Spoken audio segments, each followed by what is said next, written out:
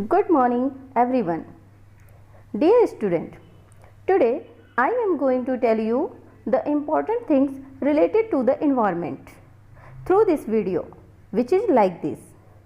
बच्चों, आज मनुष्य अपने वैज्ञानिक, तकनीकी एवं औद्योगिक विकास से इतना खुश है कि स्वयं को भगवान ही मानने लगा है और आज इस विकास प्रक्रिया में मनुष्य ने प्राकृतिक संसाधनों का जो निरंतर अंधाधुंध दोहन किया है, वही आज प्रदूषण के रूप में समस्त संसार के लिए खतरा बन खड़ा हुआ है।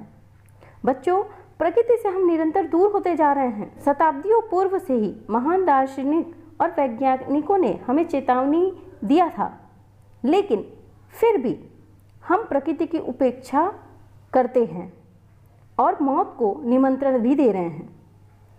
फ्लैक्ट ने कहा है कि मनुष्य सदियों से अपनी धरती को बचाने के लिए अरस्तु और डार्विन जैसे मनीषियों द्वारा दी गई दलीलों को अनसुना करता आया है, परंतु अब उन्हें सुनने का वक्त आ गया है। वायु प्रदूषण की स्थिति कभी भी इतनी बुरी न थी जितनी कि अब है। हालांकि औद्योगिक प्रगति से हमें काफ़ी लाभ है, लेकिन हमें यह सुनिश्चित करना चाहिए कि जिस हवा में हम सांस ले रहे हैं वह दूषित न हो। तो बच्चों, आज हम प्रदूषित हवा हर सांस में, जो कि एक पर्यावरण लेख है, इसमें हम प्रदूषित होती हवा के बारे में जानेंगे। तो आइए पाठ में आगे बढ़ते हैं। बच्चों, हमने सुना था कि 3 दिसंबर 1984 को भोपाल में हुई भयानक औद्योगिक दुर्घटना को कोई आज तक भूला नहीं है। इस घटना में यूनियन कार्बाइड द्वारा संचालित यंत्र से निकली प्राणघातक गैस वातावरण में फैल गई थी और वहां के 4000 निवासियों की मौत भी हो गई थी। शहर के जीवित बचे बहुत सारे लोगों को अंधा व अपंग कर दिया था। भोपाल में ही नहीं, अब तो हर शहर, हर प्रांत और हर धरती के हर हिस्से में इस तरह की गंभीर समस्या का खतरा मंडरा रहा है। हर रोज, हर पल हम प्रदूषित हवा में सांस ले रहे हैं और वायु प्रदूषण के शिकार भी हो रहे हैं। जबकि हम जानते हैं कि मनुष्य भोजन के बिना लगभग 1 महीना जी सकता है, पानी के बिना 2-3 दिन, परंतु सांस के बिना 1 मिनट भी वो जीवित नहीं रह सकता। तो इससे अनुमान लगाया जा सकता है कि एक वयस्क व्यक्ति प्रतिदिन औसतन 1.5 किलोग्राम खाना खाता है और लगभग 2.5 लीटर पानी पीता है, परंतु इसकी तुलना में वह सांस लेकर प्रतिदिन लगभग 15 किलोग्राम वायु का आदान प्रदान करता है। इसलिए यह निश्चित है कि प्रदूषित पानी या संदूषित भोजन की तुलना में प्रतिदिन सांस लेने के साथ हमारे शरीर में पहुंचने वाले प्रदूषकों की मात्रा कई गुना अधिक होती है। हम जानते हैं कि विकास के दौर में प्रतिदिन नई नई प्रौद्योगिकियों का प्रसार हो रहा है, परंतु इनसे होने वाले उत्पादों से हमारी हवा भी तो जहरीली होती जा रही है। वायु प्रदूषण कोई नई बात नहीं है, परंतु वायु प्रदूषण का प्रसार और उसकी भयावता ही नया मुद्दा है। आजकल शहरी क्षेत्रों और ग्रामीण क्षेत्रों के अनेक उद्योग स्थापित हुए हैं। इनमें से अधिकांश उद्योग चिमनियों से धुआं उगलते हैं। यह धुआं कहाँ जाता है? दिखने में यह जल्दी ही गायब हो जाता है, मगर वास्तव में यह गायब नहीं होता, बल्कि इसके विपरीत यह हमारे वातावरण में, हमारे हवा में घुल मिल जाता है और प्रदूषित कर देता है। इसके अलावा जहरीली गैसों, राख और मिट्टी के कणों से युक्त इस प्रदूषित हवा में हम सांस भी लेते हैं और अनजाने ही में हमारे फेफड़ों में भी धीरे धीरे प्रदूषक तत्व इकट्ठे भी हो जाते हैं। और मोटर वाहनों से निकलने वाला धुआं भी कम खतरनाक नहीं होता।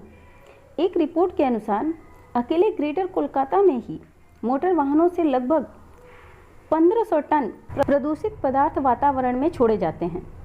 ऐसा कहा जाता है कि कोलकाता का हर नागरिक, चाहे वो धूम्रपान करता हो या नहीं, प्रतिदिन 2 पैकेट सिगरेट के बराबर जहरीले पदार्थ सांस द्वारा शरीर में लेने के लिए मजबूर है, क्योंकि दिन प्रतिदिन बढ़ती आबादी की ज़रूरतों को पूरा करने के लिए सड़कों पर चलने वाली बसों, भार ढोने वाली लारियों एवं मालवाहकों की संख्या, दोपहिया मोटरसाइकिल, स्कूल, मोपेड आदि की संख्या काफ़ी बढ़ गई है, जिससे वायु को प्रदूषित करने में महत्वपूर्ण भूमिका निभाई जा रही है।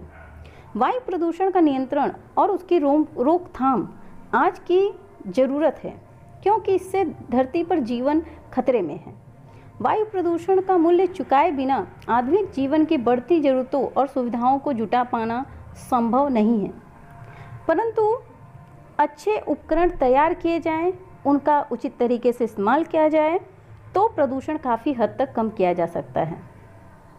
प्रदूषण को काफ़ी हद तक कम करने के लिए सबसे पहले आवश्यक नियम यह है कि पदार्थों को जलाने की क्रिया अधूरी न हो।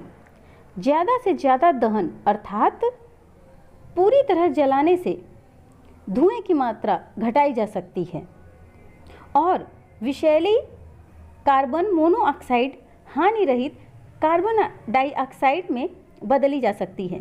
उदाहरण के लिए कोयले को पहले चूरा बनाकर फिर जलाया जा सकता है। हाथ से जलाने के स्थान पर यांत्रिक स्ट्रोक का प्रयोग करके दहन की क्षमता बढ़ाई जा सकती है।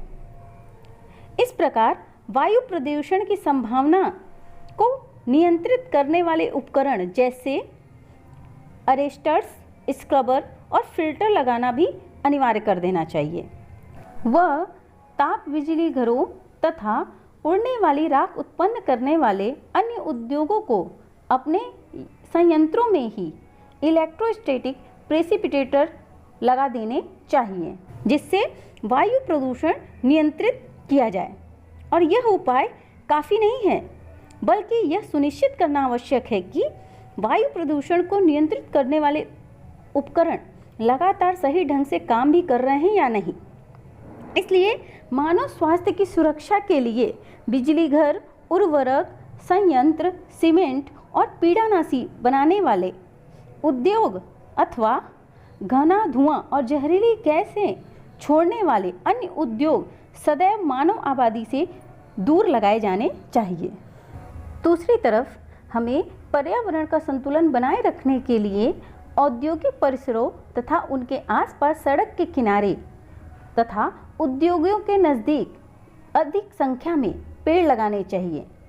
पेड़ों में कार्बन डाइऑक्साइड को अवशोषित करने की क्षमता होती है और इस प्रकार पेड़ पौधे वातावरण में फैली कार्बन डाइऑक्साइड की मात्रा कम करने में मदद करते हैं तथा वायु गैसों में उचित सामंजस्य रखते हैं।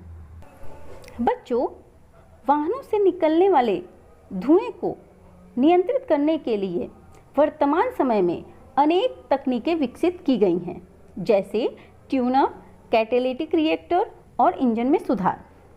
ट्यूनअप तो धुएं के साथ निकलने वाले यौगिकों पर भी महत्वपूर्ण प्रभाव डालता है। उदाहरण के लिए वायु और ईंधन का अनुपात अधिक होने पर कार्बन डाइऑक्साइड और हाइड्रोकार्बन दोनों की मात्रा कम हो जाएगी। कैटेलिटिक रिएक्टर जहरीली कार्बन मोनोऑक्साइड को हानि रहित कार्बन डाइऑक्साइड में ऑक्सीकृत कर देते हैं और इस तरह से नाइट्रोजन ऑक्साइड को नाइट्रोजन में बदल देते हैं। इस प्रकार से ईंधन में सुधार करने के बाद कुछ विशेष लाभ प्राप्त हो सकते हैं। दूसरी तरफ धरती भी अधिक गर्म हो रही है और धरती का गर्म होना कम करने के लिए भी प्रयास करना जरूरी है और ऊर्जा के स्रोत जैसे वायु, सूर्य और समुद्री लहरों से ऊर्जा प्राप्त करने के भी उपाय अपनाने होंगे ताकि वातावरण में कम कार्बन डाइऑक्साइड छोड़ी जाए। जंगलों को काटने से रोकने के लिए बनाई गई नीतियों को तेजी से लागू करना होगा, जिससे हरियाली बनी रहे, क्योंकि हरियाली कार्बन डाइऑक्साइड को अवशोषित करती है। अब ये कितना होगा, ये तो एक गंभीर विषय है, लेकिन अभी भी एक प्रश्न बना हुआ है कि क्या वायु प्रदूषण इतना गंभीर विषय है? यदि हाँ, तो इस प्रकार वायु दूषित जो हो रही है, तो सोचिए हम कहाँ जाएंगे और हम कैसे जिएंगे। एक तरफ तो आधुनिक तकनीकें हमें जहाँ सुख सुविधाएं प्रदान करती हैं, तो दूसरी तरफ पर्यावरण को नुकसान भी पहुँचाती हैं।